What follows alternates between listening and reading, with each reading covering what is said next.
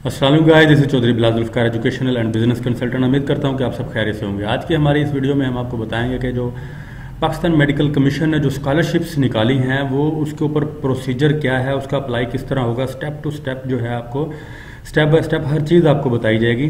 सबसे पहले आपने आना है, इधर ऊपर आपको ये PMC Government.pk नज़र आ रही है। इस वेबसाइट्स के ऊपर आप जैसे ही आएंगे तो इनके ऊपर ये एक पट्टी भी चल रही है। इधर इस पट्टी के ऊपर आपको इधर सारी चीज़ें, ये इन्फॉर्मेशन वगैरह आ जाएंगी। इसके अलावा नीचे इन्होंने अपने ट्विटर में भी इन्होंने बताया हुआ है सारा कि किधर से जाए, कैसे जो है इनकी अनाउंसमेंट्स वगैरह इधर सारी ये मौजूद हैं। इधर आप देखें तो इनके ये ट्विटर के ऊपर ये निकल आया है, उधर लिंक इनका दिया हुआ है।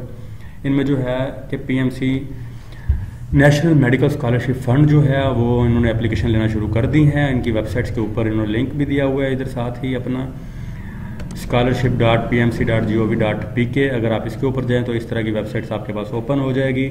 जैसे ही ये ओपन हो गई, ये सिंपल स्टेप इसके ऊपर बताए हैं, बहुत ही इजी है इसके ऊपर अप्लाई करना, कोई डिफिकल्ट नहीं है। आपको कोई अकाउंट वगैरह बनाने की ज़रूरत नहीं है। सिंपल आप इस पेज के ऊपर आ जाएंगे scholarship.pmc.gov.pk पे। इसके ऊपर इन्होंने इंस्ट्रक्शंस बताई हुई हैं। सबसे पहले आपने ये रीड आउट कर लेना है इंस्ट्रक्शंस वगैरह इनकी। वो कह रहे हैं कि आपने सिंपल जो है ये 7 स्टेप जो आपको नज़र आ रहे हैं, स्टेप 1 2 3 4 5 6 7, ये आपने फिल करने हैं। इनके अंदर जो उन्होंने डॉक्यूमेंट्स मांगे हुए हैं वो आपने रीडेबल स्कैन कॉपीज़ जो हैं वो आपने पुट करनी है, ठीक है। उसके अलावा जो सेकंड नंबर पे उन्होंने बताया हुआ है यही कि स्कैन रीडेबल होनी चाहिए। 7 स्टेप आपने पूरे करने हैं। बैकग्राउंड आपने अपनी जो पिक्चर है उसका वाइट या ब्लू बैकग्राउंड लगाना है। ऐसे कोई नहीं आपने सेल्फी वगैरह खींच के या किसी जगह पे गए हुए हैं, पीछे कोई बिल्डिंग वगैरह आ रही है, ऐसी आपने कोई पिक्चर नहीं लगानी। PNG या JPEG फॉर्म में जो है आपने ये पिक्चर अपलोड करनी है। जितनी भी जो इन्होंने रिक्वायरमेंट्स हैं, जैसे ये स्टार लगा हुआ है, आपको ये नज़र आ रहा होगा, ये स्टार वाली जितनी भी चीज़ें हैं ये आपने सारी फिल करनी है। ये लाजमी है, ये मैंडेटरी है। इन्फॉर्मेशन, ये जितनी भी आप इन्फॉर्मेशन देंगे वो कहते हैं कि ये जेन्युइन होनी चाहिए, ये वेरीफाइड होगी, ठीक है। अगर आप गलत इन्फॉर्मेशन देते हैं, इनएक्यूरेट देते हैं या फॉर्म सही तरह फिल नहीं करते तो ये आपकी फ़ाइल रिजेक्ट हो जाएगी, ठीक है। उसके अलावा ये कह रहे हैं कि आप जो है recommended device to fill the form desktop machine, के आप कंप्यूटर वगैरह से जो है इधर से अप्लाई करें, बजाय इसके कि आप मोबाइल से अप्लाई करें। तो जो बेस्ट है वो आप लैपटॉप से, कंप्यूटर से आप अप्लाई करें। अगर आपके इंफॉर्मेशन वगैरह मिसिंग है तो फिर आप अप्लाई ना करें, वो कह रहे हैं। अगर आप सक्सेसफुल सबमिशन कर देते हैं, जब आपकी सक्सेसफुल सबमिशन हो जाएगी फाइल की, वो इधर कहना चाह रहे हैं, तो फिर आप जो कॉम्पिटेंट अथॉरिटीज़ हैं वो इसको वेरीफाइड करेंगी। वेरीफाइड करने के बाद वो इसको चेक करेंगी कि वाकई ही ये बंदा जेन्युइन है, क्योंकि इधर लाखों रुपए में आपको स्कॉलरशिप देनी है, क्योंकि आपकी प्राइवेट की जो यूनिवर्सिटीज़ की फ़ी है वो कितनी ज़्यादा है।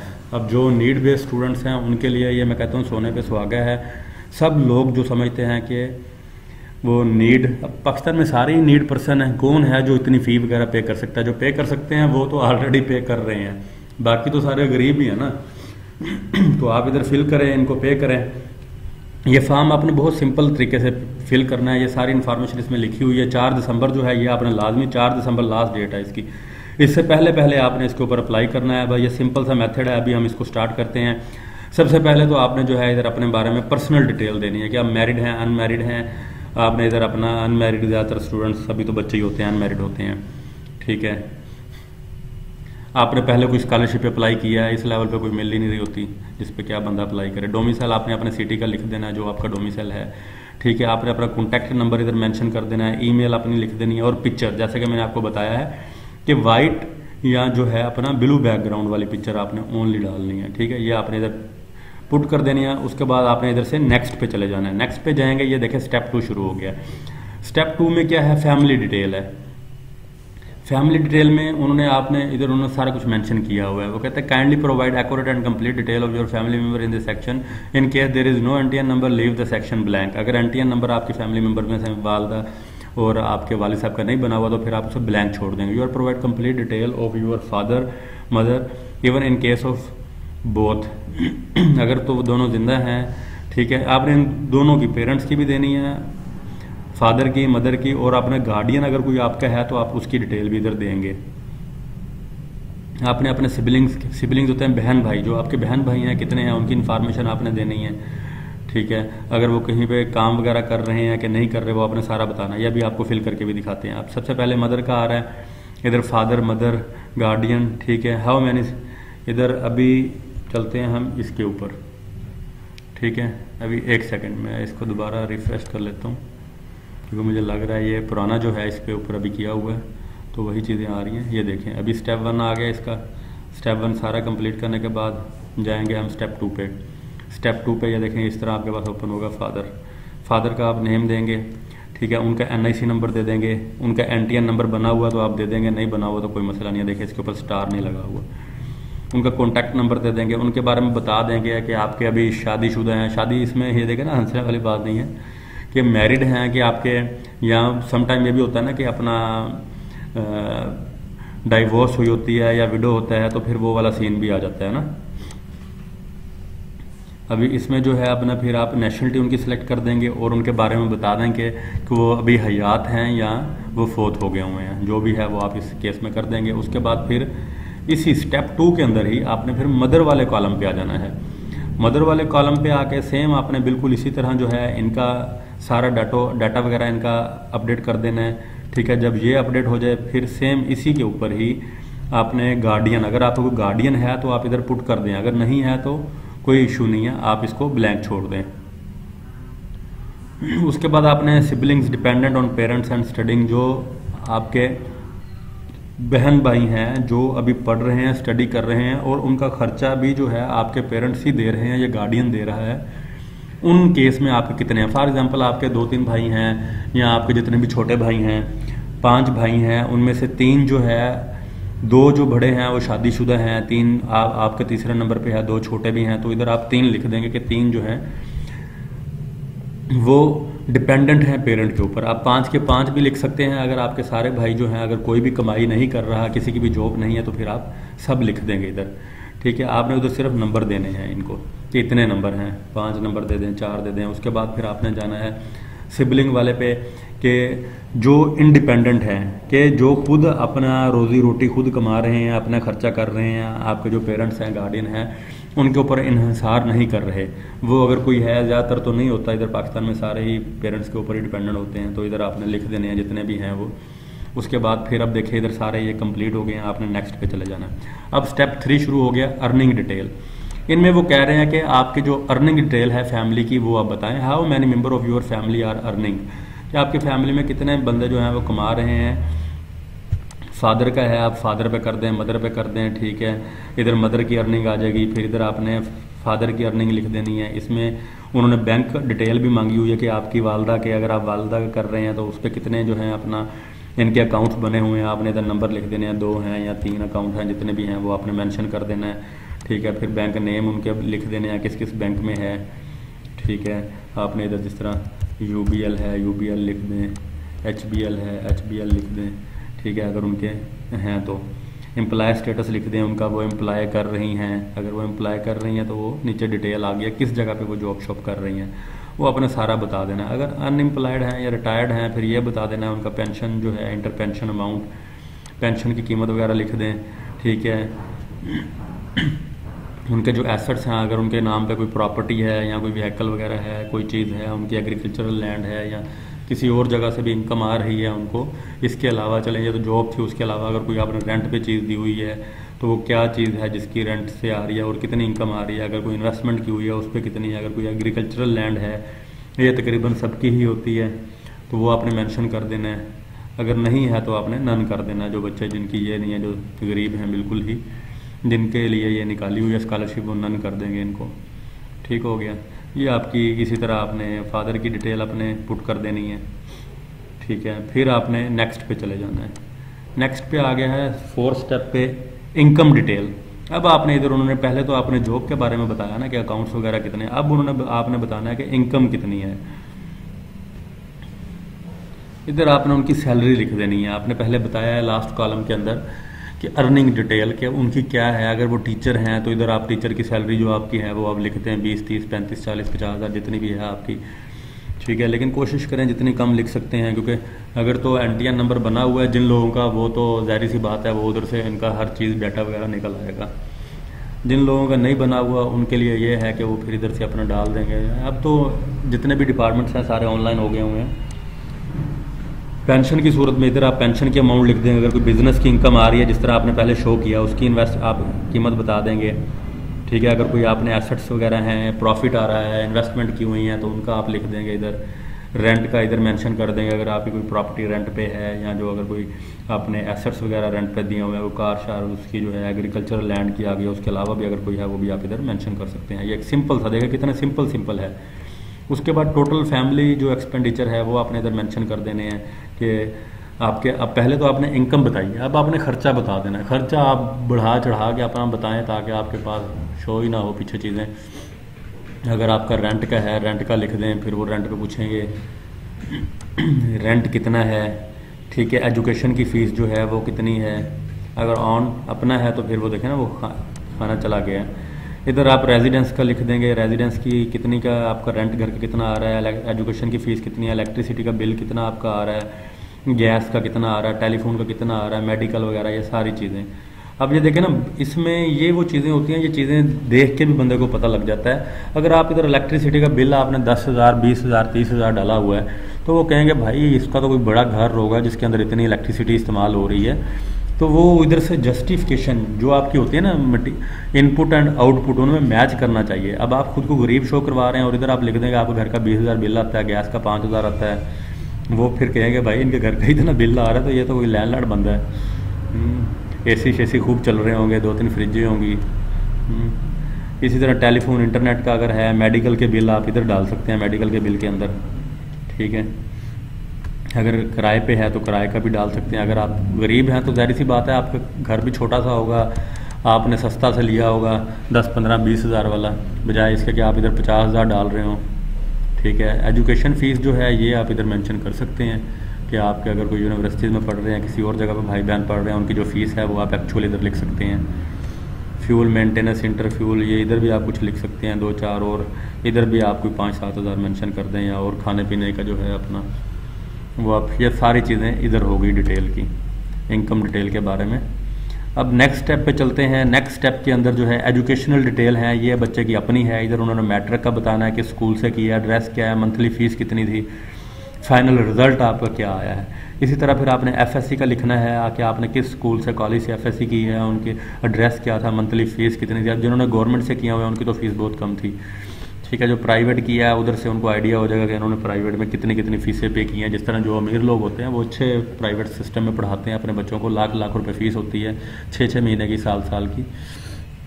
वो फिर डेफिनेटली जब स्कूल का नाम लिखेंगे उन्हें आइडिया हो जाएगा, ठीक है। फिर MD कैट के अंदर जो है आपने कब आप पास आउट हुए थे, किस साल, फिर उस हिसाब से आपका रोल नंबर क्या है, ठीक है, वो सारी चीज़ें आ जाएंगी।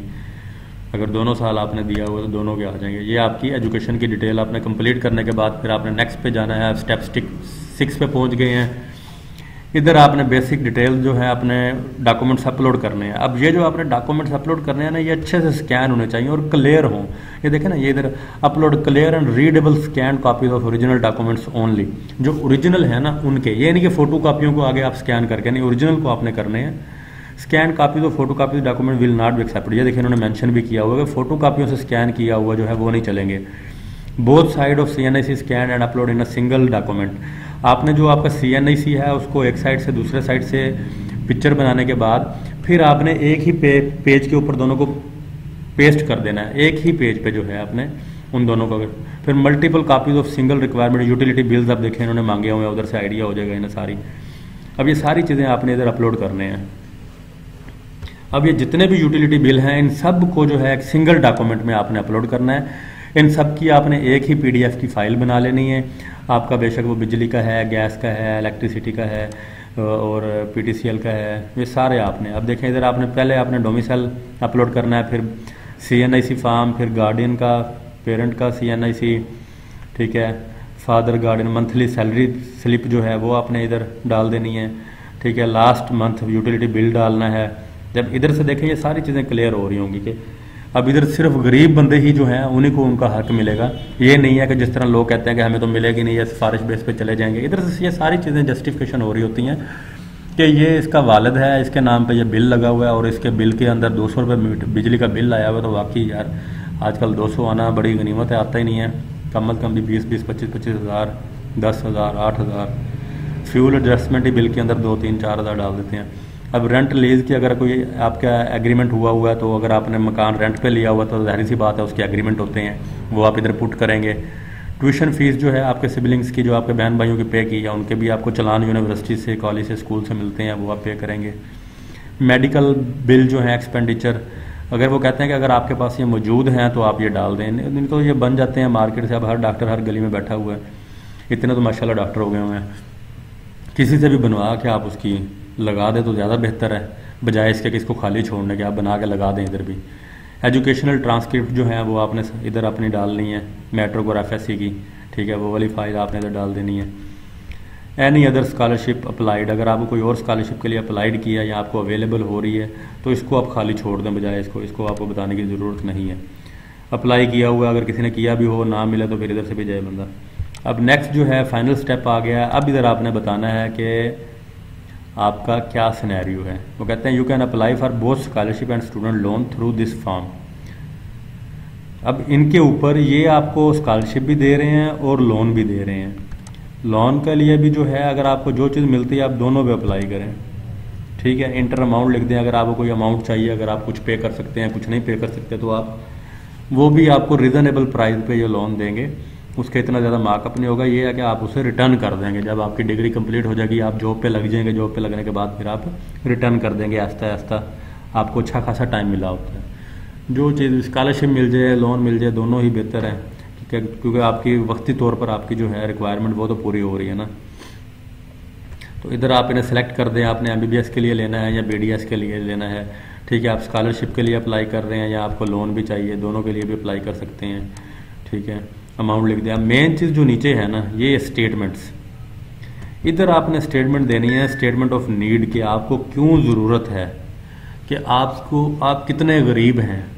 ये आपने इधर बताना है कि भाई मैं जो हूँ गरीब हूँ, मेरे घर के जो है दाने रोटी भी पूरी नहीं हो रही, तो मैं इधर स्कॉलरशिप के लिए इसलिए अप्लाई कर रहा हूँ कि फ़ी वगैरह नहीं है, या फैमिली का जो है मुझे पढ़ा नहीं सकते हैं, मेरी फैमिली बहुत बड़ी है, घर वालों के दूसरे बहन भाइयों के खर्चे हैं, ठीक है। अब वो ज़ाहिर सी बात है ना, अब फैमिली में जिधर 5-6 लड़के बच्चे होते हैं ना घर में, उधर पेरेंट बेचारे वो एक को ही कह रहे होते हैं बेटा मैं एक को पढ़ा सकता हूँ, बाकियों को नहीं पढ़ा सकता। और बाकी भी बाद में जब बड़े हो जाते हैं कहते हैं आपने हमारे साथ जाती की, आपने उन्हें पढ़ाया, हमें नहीं पढ़ाया। वक्ती तौर पर तो वो भी कह रहे होते हैं, जान छुड़ा रहे होते हैं कि हमें ना पढ़ना पड़े, छोटे होते हैं ना।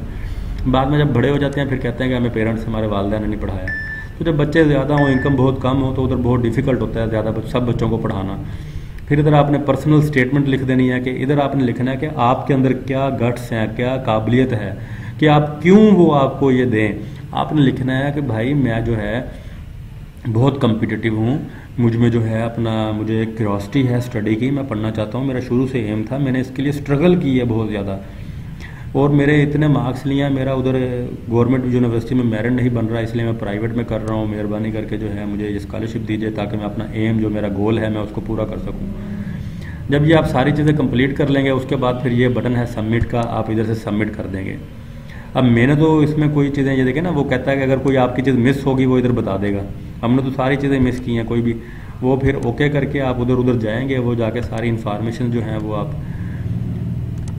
ओके करेंगे, सबको वेरीफाई करने के बाद जैसे सबमिट कर देंगे। ये इसका सिंपल तरीका है, आपने किसी के पास जाने की आपको ज़रूरत नहीं है, कोई चीज़ नहीं है, ना किसी से अप्लाई करवाने की।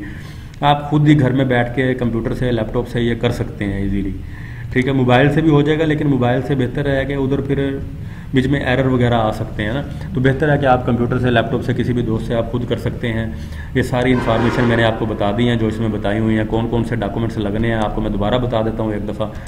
ये वाले डॉक्यूमेंट्स हैं, आपका डोमिसाइल लगेगा, ठीक है। आपका अगर CNSE नहीं बना हुआ, आप बेफार्म लगाएंगे, अदरवाइज CNSE लग जाएगा, आपके फादर गार्डियन का CNSE लगेगा, मंथली सैलरी स्लिप जो है आपके पेरेंट्स की वो लगेंगी, ठीक है। उसके अलावा यूटिलिटी बिल लगेंगे, ठीक है। आपका अगर कोई रेंट पे घर है उसका एग्रीमेंट लग जाएगा, आपके भाई अगर पढ़ रहे हैं तो उनकी ट्यूशन फीस का आ जाएगा, अगर कोई खर्चे वगैरह मेडिकल के हैं, दवाइयाँ वगैरह ले रहे हैं, वो आपके स्लिप लग जाएगी इधर, ठीक है। एजुकेशनल ट्रांसक्रिप्ट्स आपकी आ जाएंगी। ये सारी चीज़ें आपने एक ही वो उसमें कंप्लीट करके एक ही PDF के अंदर डाल के अपलोड कर देनी है, एक एक करके सारी। ये इतना सा सारा काम था। उम्मीद करता हूँ कि ये वीडियो आपको अच्छी लगी होगी। इसके अलावा अगर कोई आपको कोई क्वेश्चन है वो आप पूछ सकते हैं नीचे कमेंट्स में। इसके अलावा अगर कोई और आपको इन्फॉर्मेशन चाहिए, कोई और स्कॉलरशिप्स वगैरह के बारे में, किसी और चीज़ की डिटेल, वो भी आप नीचे कमेंट बॉक्स में हमें मेंशन कर दीजिएगा। हम इंशाल्लाह उसके ऊपर भी स्टडी करके आपको अनकरीब उसके बारे में भी इंफॉर्मेशन आपको प्रोवाइड कर देंगे। बहुत शुक्रिया, अपना ख्याल रखिएगा। अल्लाह हाफ़िज़, टेक केयर।